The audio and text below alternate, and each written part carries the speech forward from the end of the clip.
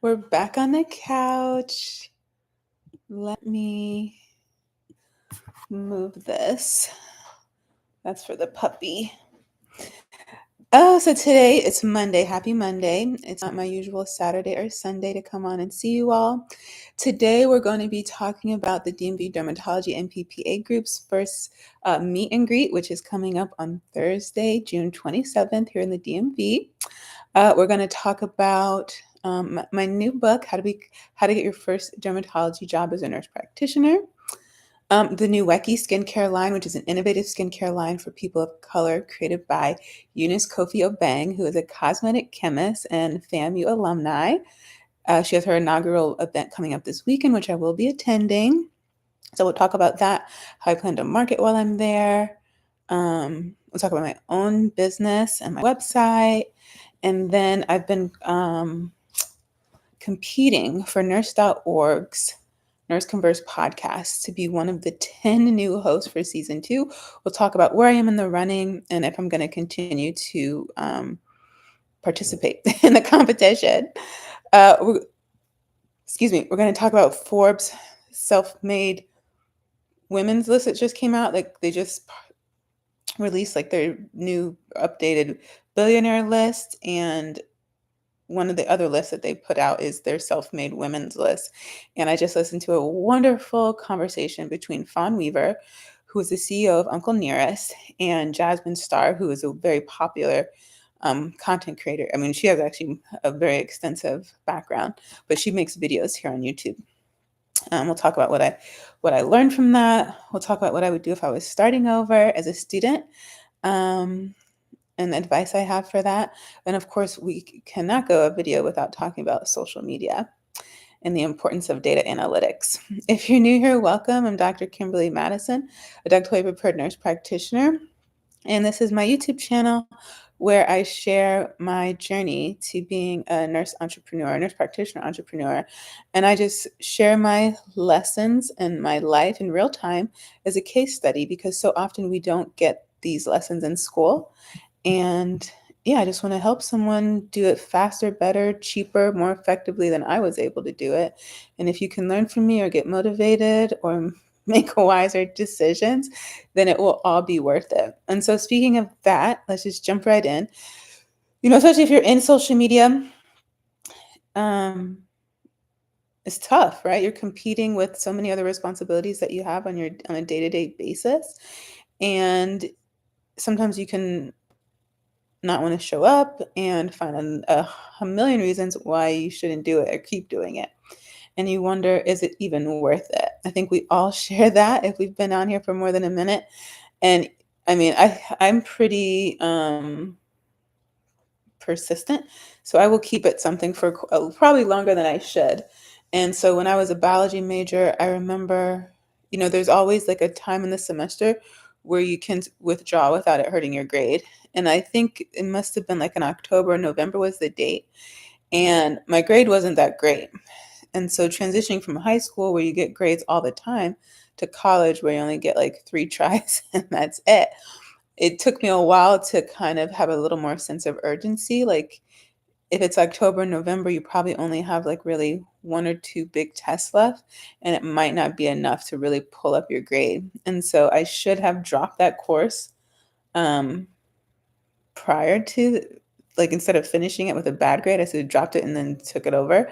But when you're talking about October, November, all I could think about was how much time I had already put in, not thinking about how much time it would take to overcome that grade.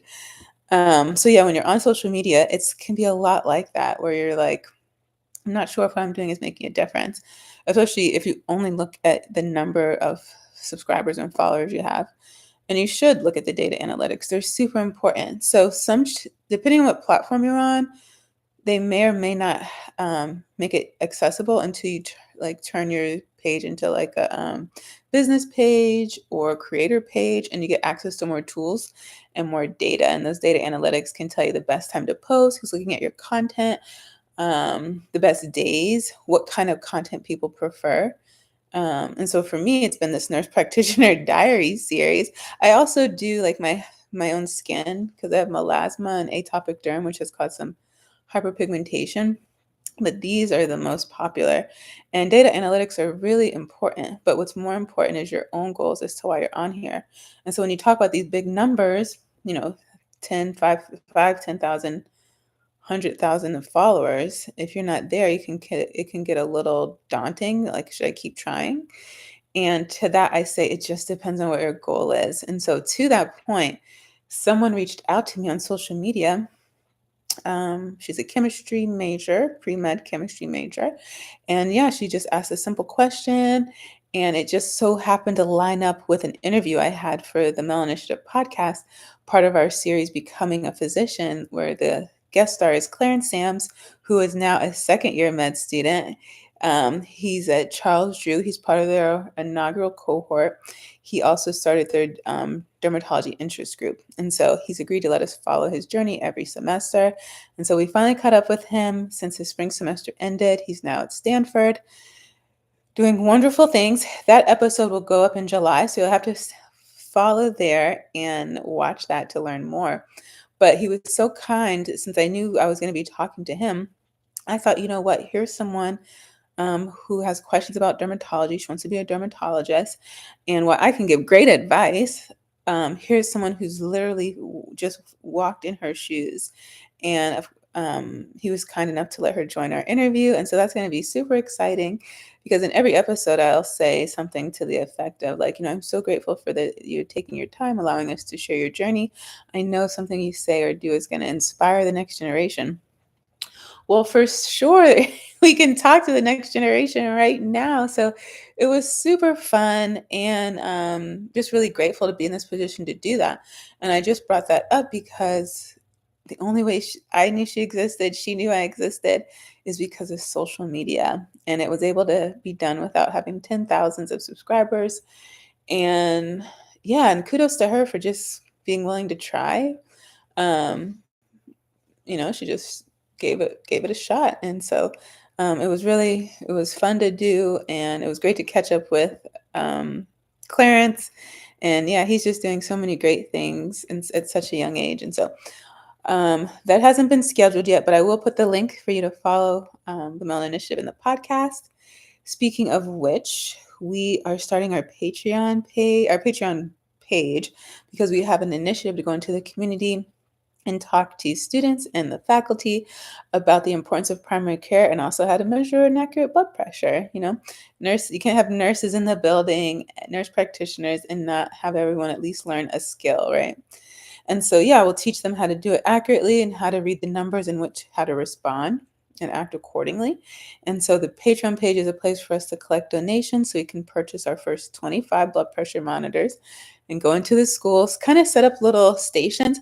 I can't remember, what's the name of that when you're in nursing school? Or maybe it's competencies. And they set up the little stations, and you have to go and show your skills. I think it's competencies. And actually, even when I was a biology major, we used to have the lab exams, and they would have little stations. We have to do stuff or look at the microscope. So yeah, that's what I envisioned. We've already received our first 5 blood pressure monitors. So thank you to our donor who wants to remain anonymous. So yeah, that's how the podcast is going. So excited. We have the DMV Dermatology MPPA group. It's going to be our first meet and greet next Thursday. And so I'll be doing a huge promo for that. We've been doing a little bit of marketing. But yeah, I'm going to really amp that up this week. But yeah, just really looking forward to it. So as I think I mentioned before, the first couple meetings will be to just establish kind of like a core group of members, for lack of a better word, to see how we want to use our collective voices, what everyone really wants to get out of the group.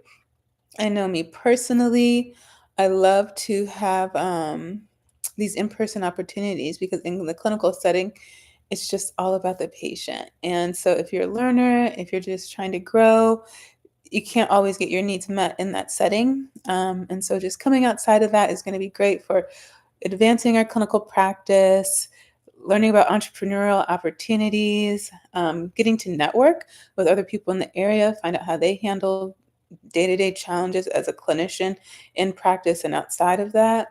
And just learn about other opportunities in the industry. when it comes to speaking and getting published and yeah, partnership. So many opportunities. And in fact, one of the nurses who I work with right now, she has her own business. And, you know, I think just listening to like so many other nurse entrepreneurs talk about their businesses, everyone gravitates towards things that they're familiar with, which makes complete sense. But there is like a trend, right? And so since so much of our training is in primary care, the trend is for people to go towards like urgent care, primary care, integrative medicine. And then when they do step out a little bit from that, you see people doing like IV therapy, hormone replacements becoming really, really popular. And so those kind of things that are kind of in our wheelhouse or adjacent. But this nurse that I work with, her background, actually, her background is so she was float pool. So she's done ICU, ED, long-term care, management. And so her business is, I mean, she has a lot, kind of like a few different services, but one of them, at least the new arm, is providing like IV therapy in the home and just like kind of helping the referring entity with just like insurance. But again, the skill's pretty simple, right? And then she does some home health, and then I don't know, she does something else, but what she's hasn't quite done yet, but she's about to, is start doing training for her CNAs and LPNs. And then her RNs do need like CEs. And a friend of mine, he just started his own CE company. So it's like when you really step outside of kind of like the most obvious thing, the most obvious skills, and you really think about what you really know, like it's extensive. You literally could do anything.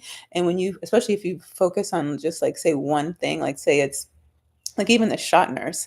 I don't know if they have the shot nurse here, but I know when I was in Memphis, there was a company called the Shot Nurse. That's what she specialized in. So your regular vaccines, but also your travel ones. And I know I went to her like for nursing school to get whatever we needed for that. But like when you become like hyper focused on one thing, you become an expert in that area. And that's what like all the coaching and all the entrepreneurs always say, when you first get started, just hyper focus on one thing and charge top dollar for that skill set. And so speaking of entrepreneurs, I mentioned that I recently watched a video by Jasmine Star, who I wasn't really that familiar with.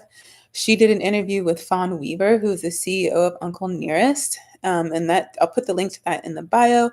The title of that video was Homeless to CEO, How to Build a Legacy and Generational Wealth with Fawn Weaver. It was over an hour. It was phenomenal. So when I watch those kind of videos, I'm not just listening to like what they say, although what they said was really valuable.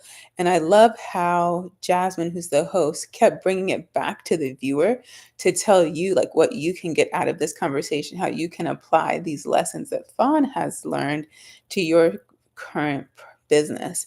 And so a lot of the examples she gave was like coaching, which is another great thing nurses and nurse practitioners can do.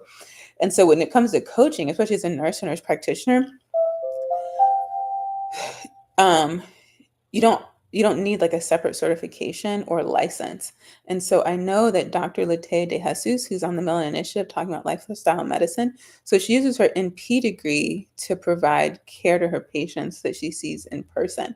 But then in all 50 states, I want to say, I think that's what she said, she can see people as like an RN health coach. And so that's just another way she can kind of leverage her skill set. So that's something else to think about. But yeah, so with Fawn and them, it was just amazing. So one thing that really stuck out from that conversation is that Fawn, who's a Black woman, was entering the spirits business. And um, she was getting advice from a lot of people, particularly people already in the industry who were white men. And even though she said like white men make up 30% of the population, but 100% of the spirits industry, she realized quickly that she couldn't take their advice. It wasn't going to work for her because it hadn't worked for anybody else. And so she basically took all their advice and did the opposite of that. And I don't know, I love that. I'm thinking about that. I'm kind of playing out some of that. But I think it's important that you think about how you can stand out, how you can be different, but don't overthink it because who you are, your lived experience already makes you different. And so you just need to tap into who you are, be confident in that, and show up as yourself every single day, as yourself as somebody who's evolving. I never did say why I'm even here on Monday because I was so I got so much done this weekend and I was in the zone because I was writing. And once I get there, I just need to stay there so I can get things done. I know I was going to have time today, so that's why you see me on a Monday. So yeah, if you're new here, you've never, I normally don't go live on Mondays. I try to go on Saturdays.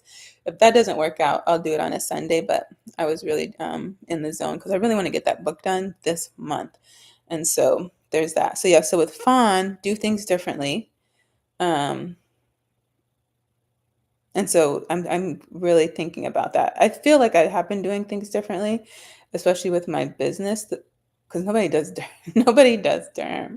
Like all these interviews, all these videos I watch, all the people I meet in real life, they don't do medical derm. They're all doing aesthetics. And even when it comes to like marketing or even my presence here on social media, um, yeah. But it's not because I'm intentionally trying to be different. And one thing Fawn mentioned in that interview was like unmolding, which is so important. So it's like, we're all socialized to think the same thing. We all think we have to go to school, graduate, go to college, get a good job, buy a house, get married, have children. Like we're sold that. And if you ever one so she ended up leaving her family's home like when she was a teenager, and she's been on her own ever since. And she dropped out of high school. I don't know if she ever went back, but I know she just was like a guest lecturer at Harvard. And so she was talking about how she never got the opportunity. She wasn't really in the position to be molded in high school or in college because she never went there. And so you should think about the messages you've received. Like, what is it you're trying to get? What are you trying to go after, and why? Where did that start? When I was in my 20s, I realized like these ideas of like marriage and children, and even like this pace at which something should happen. Like it didn't come from my home; it came from the world. And at that time, I was like, well, if my parents didn't teach me this, then maybe I don't really have to do it. And if they're not telling me who I am, they never said, you have to do this, you have to do that. They just supported me in whatever it is I was interested in. And that allowed me to have my own thoughts and be what I consider untraditional. And so, especially like when I get the question about marriage, which I love the question. And I had it recently with one of my colleagues. Um, and I was just asking her. So first of all, I said, "What do you do in your free time?" I think it was.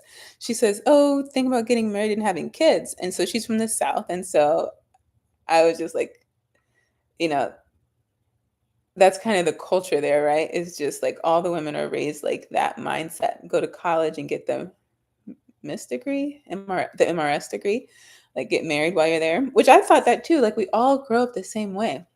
But then when I got to college and saw everybody was sleeping with each other, I said, okay, this isn't gonna this isn't gonna work. So then I just started focusing on what was in my other things. But yeah, so she was saying, oh, she's gonna get married and have children. And I hope she sees this. We ended up having like a 3-hour conversation from that one question. But in reality, actually, she was getting married like a week later. But I was just asking her, like, out of all the questions that she could have asked, because we had just met, basically. I was like, why is that the first question? And like, what value does that hold? What does it tell you about me, regardless of the answer? So if I say yes or no, what's the next question, right? There's going to be a next question. And what does that tell you about me? And so she kept going on about like society. And what I was trying to get her to ask herself is, where does that question come from? So even if you realize society, that's the norm in society, you're now a grown woman with your own ability to think. For yourself, have you asked yourself, why do you care about that question? What are you going to do with that information? How is it valuable, right? I'm not going to go on a tangent because I could go with that. But the reason I got so excited, because I think I told you all, I'm so excited that I'm a new peer reviewer for the Journal of Clinical and Aesthetic Dermatology. And I just got an invitation to review my first article. So yeah, once I get my book done, which I plan to do this month, the rest of the year. So I want to do that book. I want to do a clinical guide. And then my mentee asks, who hasn't even graduated her BSM program yet, um, what she should do to like prepare for NP, to be an NP or whatever. So I'm going to make something for that. But then the rest of the year will be getting published in all these articles that I've partnered with. So I'm so excited about that. I'll definitely keep you posted on how that goes. So let's see. We talked about the DMV group, the new book. Oh, so in that interview with Clarence and the young lady who's the chemistry major, so two things my interaction with her taught me. After talking to Eunice Kofi Obeng, the founder of Nueki, the innovative skincare line. So we're going to Hampton this weekend to go to their inaugural Nueki Durbar, which is a wellness and beauty event for, a target skin of color. Everyone's welcomed in the room because, as I think I've mentioned here, only 3% of dermatologists are Black, only 4% are Hispanic. For every 100,000 people in a metro area, there's only 3 dermatologists. And then in a rural setting, oh no, I think I'm getting that wrong. I think anyway, the number is like only 3 to 4 for every 100,000, where they live in an urban setting or a rural setting. So those numbers are terrible. So you can't just say only certain people need to learn this information. We all need to learn it because there's not enough of us to go around, and there's way too many patients. And of course, I don't think any of us would think that it's okay for people to wait so long to get an appointment, especially when it's something as important as melanoma. But even the day-to-day basic questions like, what's a sunscreen I can wear that doesn't have a white cast? Or, what are some safe hair care practices? I want to wear locks. Before I get started, what are some things I should know about maintaining the health of my scalp and my hair? Everyone should know that information. Everyone should be comfortable. But this event is, it just sounds fun. Wellness, beauty. They're going to be entrepreneurship there too, and a little bit of financial literacy. And so I just think that's going to be so fun. One thing Eunice pointed out was that when you talk about wellness, we're not really, and even kind of the beauty, we're not really, it's kind of changing. We're not really the top target for that market. She said, but certainly we gravitate towards beauty. But then when it comes to wellness, we're not as well represented. So I have not been to a beauty event. I've been to quite a few wellness events. So I'm excited to see the two of them together in Hampton. And just to see it from, her perspective, because she's a chemist. So yeah, I'm just really excited, and just to see what I can learn, not only about her product, but about the people who are going to be there. And so talking to that student, because after talking to Eunice, I thought, man, if I was a student like this girl who I just met, and I found out that there's a thing called a cosmetic chemist, I would have definitely have made that my major. Because when I decided to be a science major, I talked to my advisor. They told me if I wanted to get into healthcare, most people pick biology or chemistry. And at the time, to me, they were basically the same. And I think the way she sold it was, she said, chemistry is basically math, and biology is just a bunch of memorization. And I liked math then too. Um, and I don't know why. I don't know. It could have either gone either way. And so now, and I love biology, and it is my first love. But now that I know how much I love derm, if I knew back then that I wanted to be in derm, I would have been a chemistry major so that I could also create, and I can still create products, but it would have been cool as a student to really have your hand in that and learn it from that phase of your journey. And then you just never know what direction you would go in with your career. Because honestly, if I could make things, I probably wouldn't go in healthcare. I probably would have just stayed in that industry. So I'm trying to get her connected with Eunice because they started an organization for Black female cosmetic chemists, and I don't even think she knows that title existed before. And I'm just excited to see what she does with that information. And yeah, the fact that she's so young, she could pretty much do anything she wants a lot faster because of all the resources available. And that's what Eunice did. Before she graduated, she incorporated the name, which is part of her middle name. It's a popular name in Ghana. Although the nurse that I work with today, I asked her, she said she wasn't familiar. So anyway, So even back then, she knew that that's the path that she wanted to take. So yeah, I'm excited for the event. So what I'm going to do for marketing, which I talked about in the last two videos, because now I don't go to events without marketing something that I'm doing. So lately, because it's been local, since it's now that I'm back home and I haven't been, I was a travel nurse before, if you don't know. So now that I'm local, the podcast is local for now. And we talk to people all over, but we really position ourselves as a local podcast to the DMV. Um, so now that I'm local, I try to go to so many events. We have our t-shirt, which I wear literally everywhere. And it's been great. I love that t-shirt. Just the simplicity of it. It's forward facing. It's obvious that it's a podcast. I never go anywhere where someone doesn't come and ask me about it. And so that's been great. And when I think about like and basically when someone asks you about your show or whatever you're putting on, you're kind of pitching them, even though you don't think about pitching them. You're just answering their question. Oh, is that a podcast? Something like that. And basically you just kind of go into like your elevator pitch, but not in a mechanical way. And I think it's been so helpful that I've been coming on social media practicing, because now when it happens, it's just like rolls off the tongue. And that's why I think showing up every day, you just have to do it. Even when you don't feel like it, when you don't have a lot of time, it really pays off. It pays off. So for this, it's 2 days, Saturday and Sunday. So the first day, I'm gonna wear my logo, my brand for my company, and I think I'm gonna.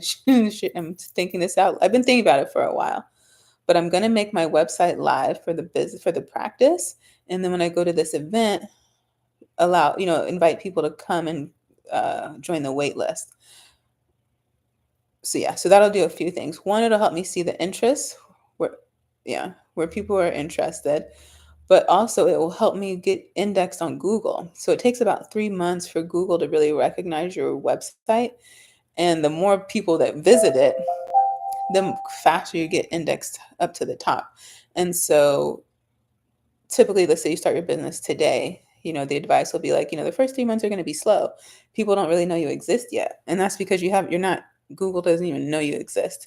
But if you start something, say 3 months in advance, you get a chance to build up. So by the time you open, you should be indexed a lot higher. And so part of the thought process behind that, not only is it a great learning opportunity, not only will it keep me accountable, but it'll help me get indexed a lot sooner. Um, and so, yeah. So I think I'm pretty much done with that. I'm going to look at the website. I needed my web designer to like make a few tweaks. But I think it's good to go. But even if it's not, it's okay. I'm going to make it live and I'll invite you all to come and watch it. So yeah, that's the business. So yeah, wear the t-shirt, invite people to join. And yeah, I've just been studying a lot. Pretty much be writing and studying all month. And then, so the other thing that Fawn said, which ties into me running for the Nurse Converse podcast, is she said, they asked her a question. I don't remember the question, but I remember her answer, which was,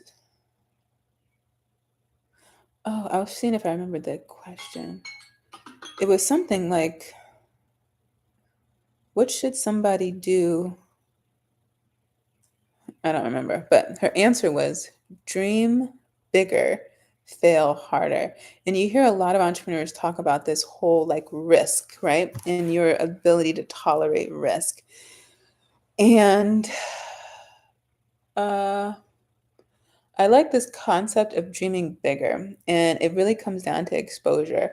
I remember I had, some pretty decent dreams, but it wasn't until I was working in Georgetown and driving through those neighborhoods when I was like, oh, I want those kind of homes.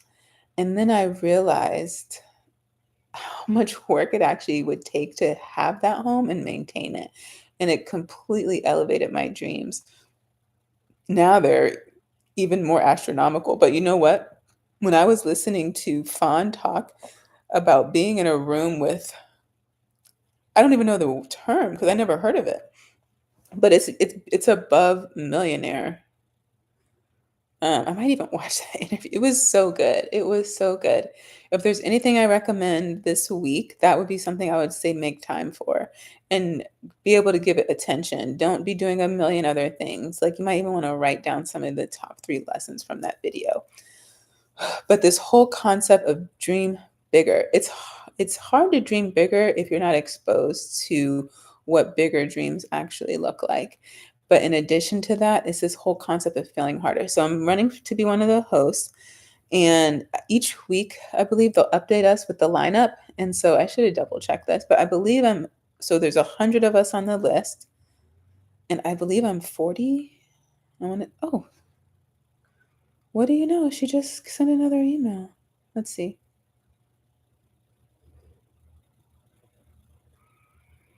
Mhm. Yeah, so I'm 46, so the top 50. And I don't know these other people. You know what? I'm really curious as to what they must have. I don't know if they, so it's easy to assume they have big numbers and they have people. I need to look who these people are. They're doing awesome. And so this week I was thinking about doing more of a grassroots with the people I already know instead of just staying on social media. And so that will be the direction I go this week. And so I have some friends, some social media friends who went through this last cycle and they were like, oh, they didn't really want to do it because I wonder why she sent it back out because she just sent it at the end of the week. And they were like, oh, I really don't want to do it. Didn't work out that well last time. Um, and the way I think is like, well, what's the last time have to do with this time? And but also I'm thinking like in terms of time, right? Because you're always going to be juggling a million things if you want to be an entrepreneur, but yeah, any entrepreneur. But especially if you are in clinical practice and you think, how much is it worth it? Do you think you can realistically make it to the top 10 when you're at 40 and there's 3 weeks to go? I mean, I like to think so, but like I started this video, I don't give up fast enough. And I don't know, is give up the word or is it make wise, just recognize, yeah, just recognize the data, right? This is data. These are numbers. Oh, it's more than 100 people.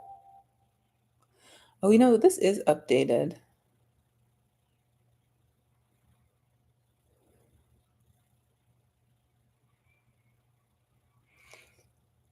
But you know what? So there's a few reasons why I think I want to stick it out. One, so many people have supported me and yeah, I think they just want to see me keep fighting, right? Two, I have met so many people this through this little competition. Um, Three, it encourages me to keep showing up. So I told you I hired a VA. She's my first team member for my company, and she's going to start handling a lot more of social media for me. She's already taken over the podcast, which is great. And so now that it'll be about a month soon, so slowly going to give her a chance to kind of add on more. Um,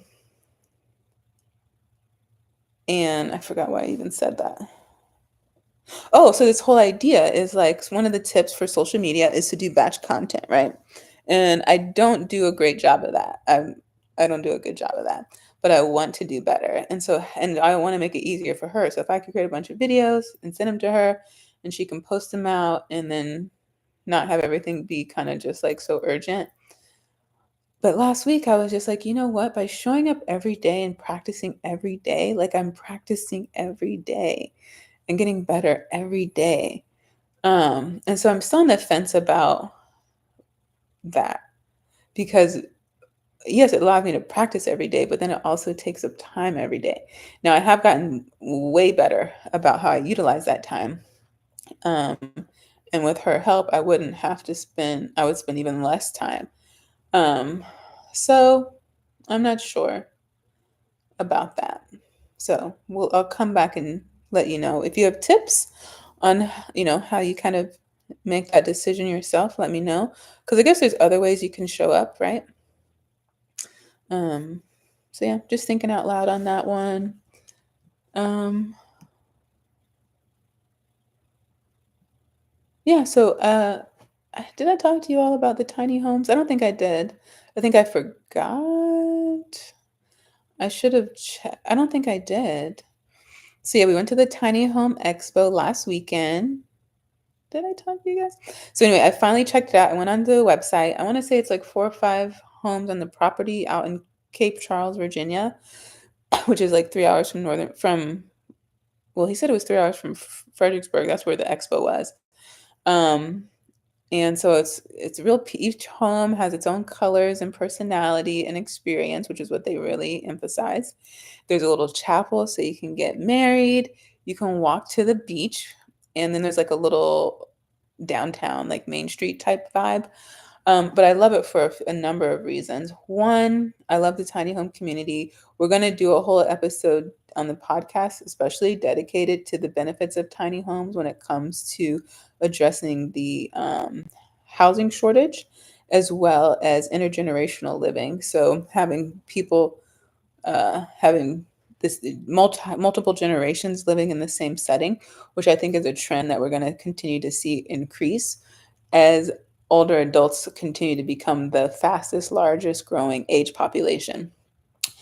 I see tiny homes being a wonderful solution to that, and it includes healthcare. So I will continue to evolve on that topic. But yeah, when we go there to film, we'll be expounding on my my perspective. But I also love it because it's just a great. I love having a place to get away physically and mentally that doesn't require like a plane ticket or a lot of planning. And so the fact that it's a little bit of a drive, you can feel like you have actually gone somewhere.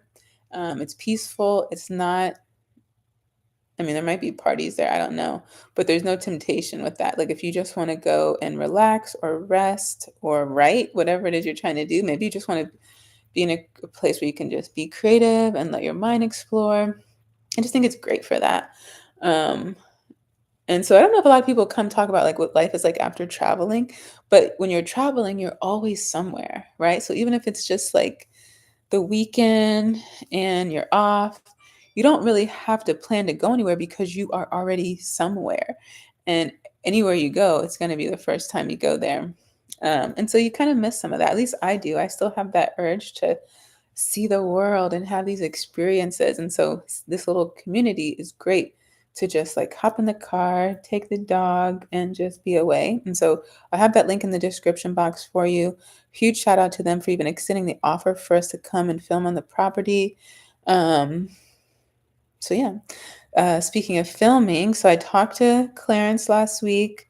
I think he's the first, but he's definitely a Black man who's received a full face transplant. Robert Chelsea, really kind enough to come on and just share his testimony after going through something like that. And so that episode will be our Labor Day episode. And I think those are the only 2 interviews I had last week. And so this week have a lot on the board. So people always want, so we're going to close this out, how to get your first job in dermatology.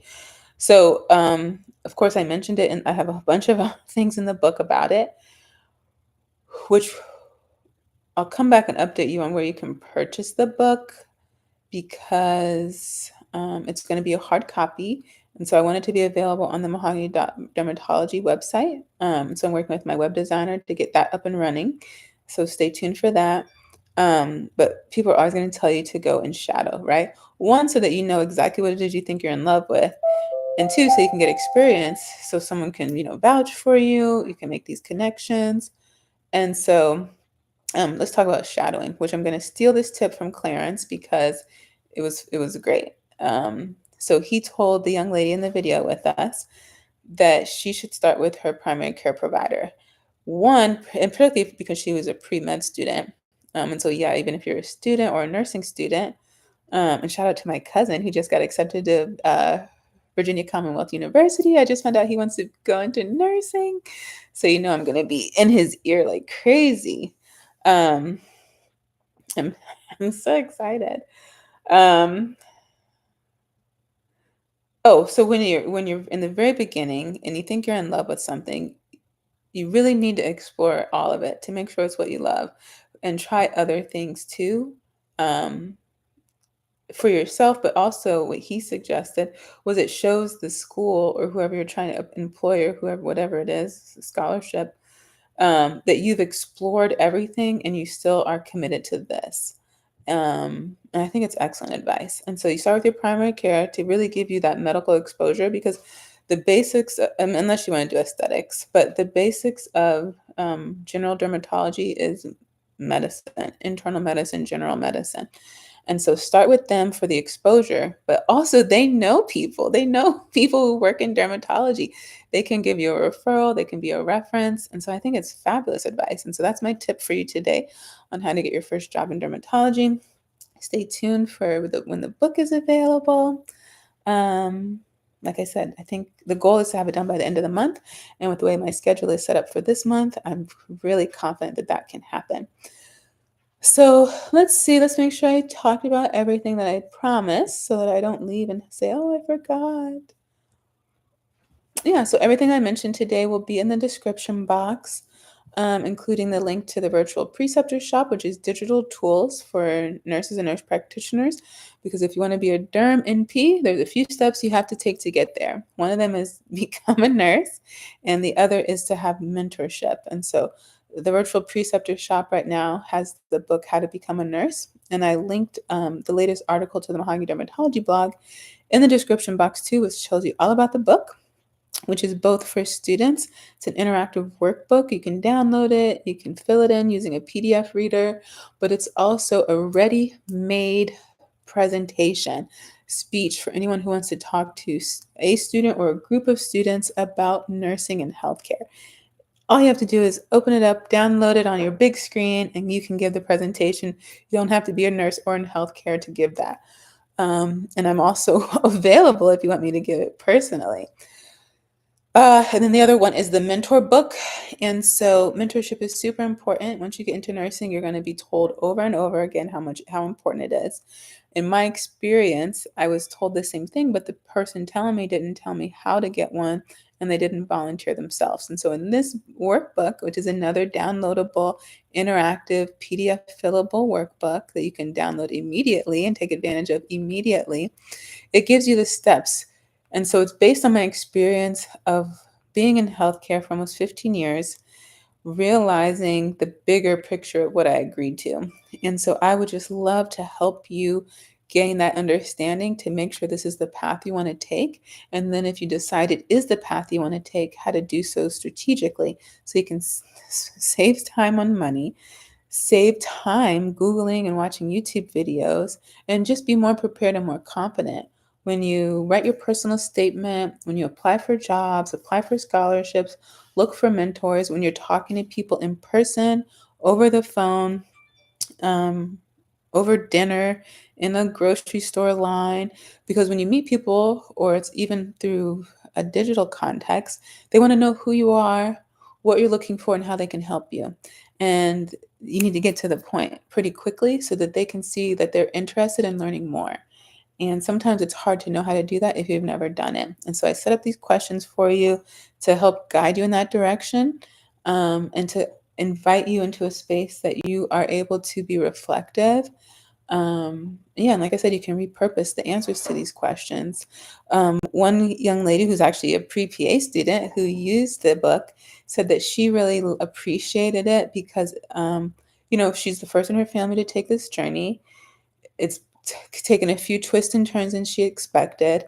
And so just like I'm sure that you and myself, we dedicate so much of our time to doing this that it can be our personal identity can get a little lost in there. And so she said the questions really, especially question number 5, really helped her to think about who is she? Because if I ask you, who are you? And if you start telling me what it is you do, that's not really who you are. I want to know who you are, even if you're in dating. It's like at the end of the day, I'm with you as a person. I'm not you as a nurse or the nurse practitioner or the lawyer or the professor or the fintech expert. I'm with you as a person. Who are you? And sometimes because do spend so much time answering these questions about anatomy and physiology and chemistry and math, we've gotten so good at answering those questions that we haven't spent nearly as much time answering the ones about ourselves. And so this book allows you to do that. It helps to facilitate those conversations once you do get a preceptor or a mentor, and it reminds you that you need to revisit those relationships at least once a year to make sure that you're still in the right match. Um, the Your Nurse Mentorship Match ebook, um, and how to move on if it's not the right match, or how to find the next match that's for you, or just maybe how to pivot that relationship, so that it works out for both of you, because it's not a transactional relationship where you're the mentee and you're doing all the getting, right? That mentor is very busy. How can you be of value to that partnership? And this ebook helps you to identify those ways. So if you have questions, you can certainly message me directly. You can leave messages in the comments. Thank you so much for watching. Please share this with aspiring students, nursing students. And you know what? When we talk about nursing, I think sometimes we forget our CNAs and our LPNs, but they are definitely part of this conversation. If you're already experiencing, you're thinking about going back to school, you're thinking about getting into derm, you're thinking about entrepreneurship, this is the environment for you. This is a community that I've been trying to create here, on my brand, on my channels, but also in the DMB Dermatology and PPA group. We're here because we can do so much more together. The heavy lifting is so much lighter when we join forces, and partnering really is a strategy that's sustainable. So I thank you so much for watching. I thank you for your support. So yeah, I'll be in Hampton over the weekend at the inaugural Nuweki Durbar. So I don't know when you know what I would love? I really want to go live on at the Coliseum, or is it the convention center? Um, I don't know if it'll be a quiet space though, but that's what I'm gonna try to do. And I don't know if I'll like have someone join me. Um, but I'm gonna set that out as a personal challenge to find someone who will sit and chat with me about their experience and the line. So yeah, stay tuned for that. We'll see if that goes well. That would just be really fun. And also in terms of derm, there's a conference next month I'm thinking about going to in Boston. So I'll have updates for you in the next video. So thank you so much for watching. I'll see you next time.